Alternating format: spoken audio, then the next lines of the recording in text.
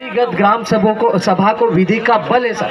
मतलब वहाँ का प्रधान बोल दे कि हमारा आदमी है, आप यहाँ पर बिना पूछे, हमारे बिना पूछे नहीं घुस सकते हो।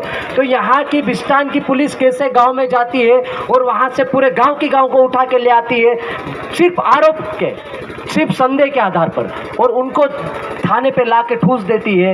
इकट्ठे 8-8, 10-10 को ले आती है। पटेल बोल रहा है कि मैं भी आ रहा हूँ, तो उसके साथ वालों को भी डाल देती है, उनको मारती है, इस कदर मारती है सर।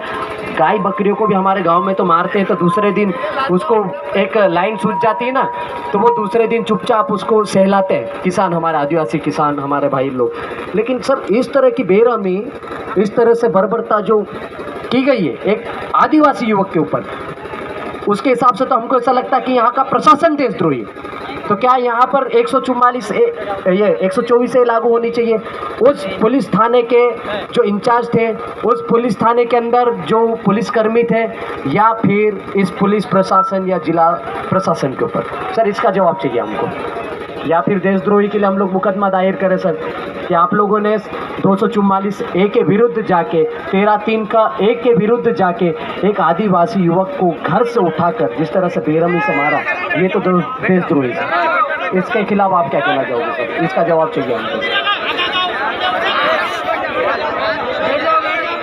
आप थोड़ा सा सुनो, घटना हुई उसके लिए न्यायिक जांच चल रही है।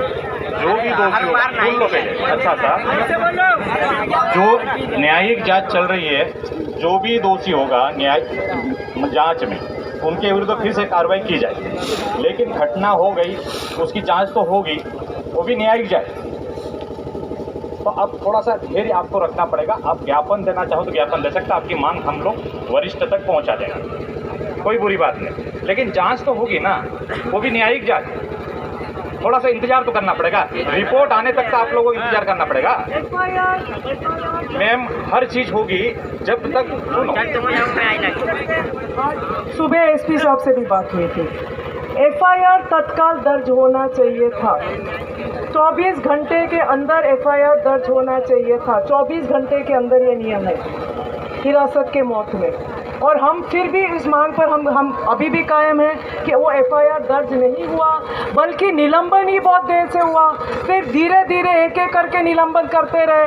वो जेल अधीक्षक बेचारे को तो तत्काल कर दिया, बाकी को रुक के जितना आंदोलन का माहौल दिखा, वो थोड़ा दिखा तो एक को किया, फिर थोड़ा और दिखा तो दूसरे को किया। तो ये कोई शासन का तरीका नहीं है। एफआईआर दर्ज करना, आप अपने वरिष्ठों को भी कन्वे कीजिए कि एफआईआर दर्ज नहीं हुआ है, एफआईआर दर्ज होना अनिवार्य था। वो एफआईआर क्यों नहीं दर्ज हुआ? न्यायिक जांच होने से पहले एफआईआर दर्ज होना चाहिए था। जैसे तत्काल जैसे उसकी मौत हुई उसमें एफआईआर दर्ज होना चाहिए था, है ना? तो ये चीज़ आपके द्वारा नहीं की गई है।